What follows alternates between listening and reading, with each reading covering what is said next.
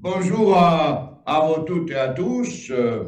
La question que nous a été posée, comment se libérer de la marchandisation de l'eau et de la vie, est une question pas du tout facile à répondre parce que cette marchandisation de la vie est tellement profonde, désormais touche tous les domaines de la vie et par tous les aspects que c'est un peu se libérer de la marchandisation de l'eau et de la vie, c'est faire une véritable révolution planétaire. Or, vous vous rendez compte, aujourd'hui, faire une révolution planétaire, c'est un peu comme grimper sur la glace. Mais en tout cas, ce qui est important, c'est qu'il faut essayer d'analyser pourquoi cette marchandisation de l'eau et de la vie et quels sont les moyens, effectivement, à long terme pour modifier le cours de l'histoire qui est en train de nous amener tout droit à la ruine du monde, à la destruction de la vie telle que nous la connaissons actuellement à l'échelle de notre planète bleue. Et il faut dire que la marchandisation vient de loin, mais cependant on peut positionner les éléments, le moment cruciaux de cette marchandisation autour des années 90, lorsque, à l'occasion du premier sommet mondial de la Terre en 1992 de l'ONU, à l'occasion aussi d'une conférence mondiale de l'ONU sur l'eau et le développement durable, on a affirmé que l'eau n'était plus, elle ne pouvait plus être un bien commun, un bien de tout le monde, un bien public, mais qui devait être considéré essentiellement comme un bien économique, c'est-à-dire fondamental du point de vue stratégique du développement économique et de la croissance économique, et comme en tant que bien économique, dans le contexte de l'économie de marché dominante, ne pouvait être qu'un bien privé, et donc un bien ressource économique. Dès lors, l'eau et la vie, ressources naturelles, sont devenues des marchandises. La marchandisation signifie qu'au fait, la régulation de la part de la société de la vie passe par l'échange marchand. L'échange marchand signifie qu'il y a un vendeur à un acheteur et que la valeur des choses échangées est fondamentalement fixée par les prix du marché convenu dans les contextes que nous avons pratiquement asymétriques entre certains vendeurs et les utilisateurs ou les acheteurs. À partir de ce moment-là, la Banque mondiale qui était derrière tout cela a publié en 1993 ce qui est devenu la Bible mondiale de l'eau, la Bible des pouvoirs dominants, qui s'appelait la gestion intégrée des ressources hydriques. Et vous voyez déjà l'idée que c'est que le problème de l'eau est un problème de ressources, des ressources hydriques, et que cela doit être géré dans le cadre des mécanismes du marché, couvrant tous les aspects liés à la production, distribution, consommation de l'eau. Et c'est ainsi qu'en 1993, cette publication a été hosanné, le grand hosanna de la part des pouvoirs dominants, parce qu'elle était la consacration d'un principe inhérent au bon fonctionnement du système de l'économie capitaliste de marché. Ce n'est pas par hasard que l'année suivante, il a été créé l'Organisation mondiale du commerce, qui était l'instrument le plus puissant en main de la régulation internationale de la part des pouvoirs dominants au niveau des États et au niveau du secteur du business et de la finance. C'est central, ça. 1994, l'Organisation mondiale du commerce. Parce que l'Organisation mondiale du commerce était après l'instrument à travers les commerces, à travers le marché, de la domination de l'économie tout entière et de la vie. Signifie quoi cela? Qu'à partir de 1994, la question de l'eau est devenue un objet ouvert, un champ ouvert à la libéralisation. La libéralisation du commerce de l'eau et la libéralisation des services hydriques. Jusqu'à ce moment-là, surtout public. Et cette libéralisation s'est accompagnée immédiatement alors par tous les processus de dérégulation de l'économie et le gouvernement social de l'eau qui a été représenté par le déferlement des processus de privatisation des services hydriques qui était considéré une sorte de délégation de la part des pouvoirs publics à des sujets privés de la fonction d'un service par nature public extraordinaire. Comme tout cela s'enchaîne, marchandisation, libéralisation, déréglementation et maintenant privatisation. La privatisation des services hydriques, qui est arrivée jusqu'à la privatisation même de l'eau en tant que telle, a signifié que nos sociétés ont changé de virus, de coutil, quoi. Nous sommes devenus une société qui a métabolisé le concept que l'eau, source de vie principale avec l'air et le soleil, est une marchandise soumise aux règles des rapports de force, parce que les rapports économiques sont toujours des rapports de force. Des rapports de force entre des sujets privés, vous imaginez? Et que donc l'eau échappe à la régulation politique, sociale commune. Et c'est ainsi qu'on explique qu'en 1995-16, il y a eu la création du Conseil mondial de l'eau, organisé avec la collaboration de la Banque mondiale et du Programme des Nations Unies sur l'environnement, organisé par les grandes compagnies multinationales, d'ailleurs qui depuis lors et encore aujourd'hui sont les maîtres des activités du Conseil mondial de l'eau, qui s'est donné deux instruments fantastiques.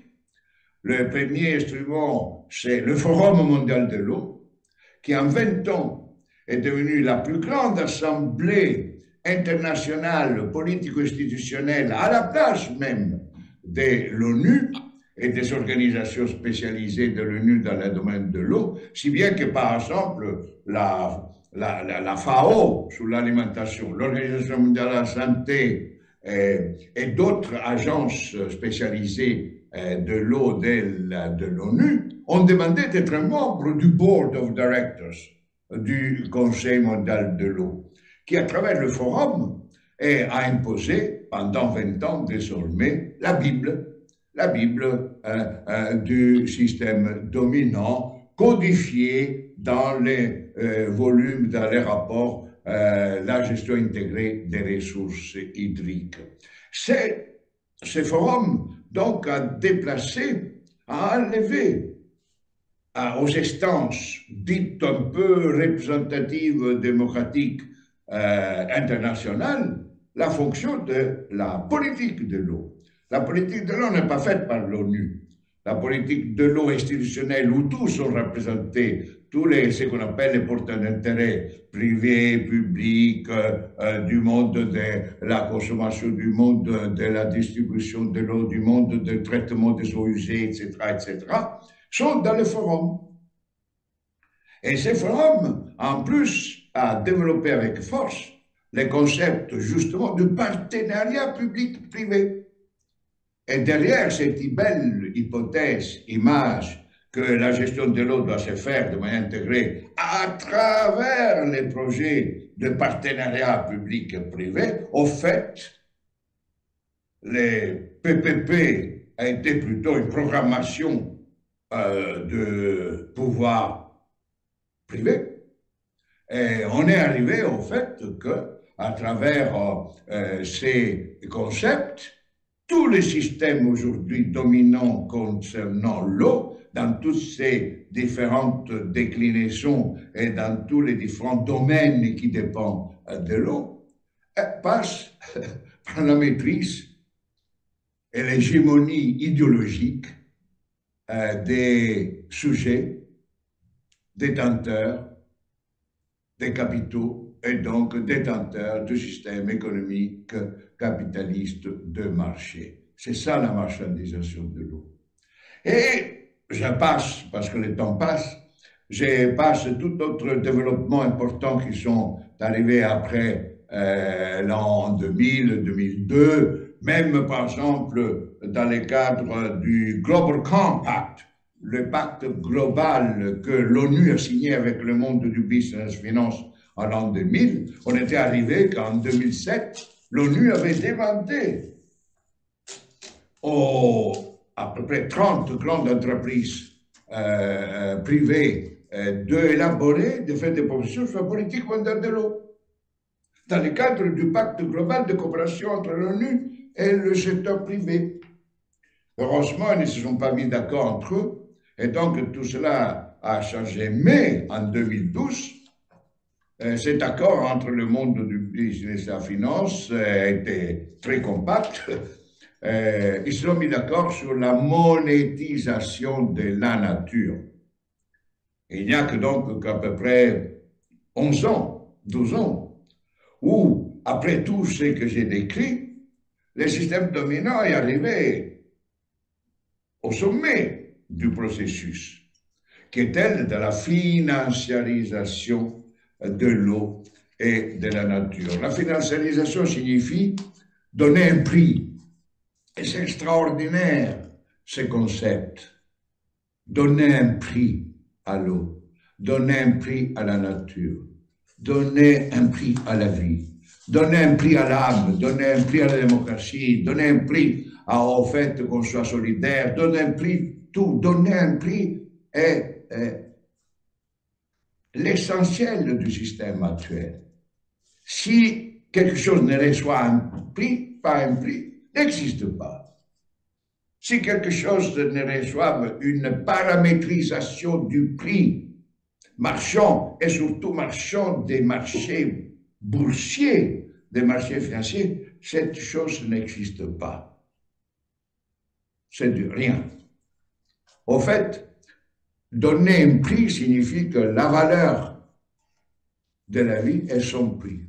Le 16 octobre, je crois, l'UNICEF a publié par rapport à la situation des enfants du monde, des enfants au-dessous, au moins de 18 ans, par rapport à l'eau, dans lequel ce rapport montre qu'il y a 735 millions d'enfants sur les 2 milliards d'enfants de la Terre, donc un quart de la population mondiale, qui sont exposés à des risques graves de pénurie d'eau. Autrement dit, au-delà du langage diplomatique, qu'ils sont à risque de mort, de maladie létale.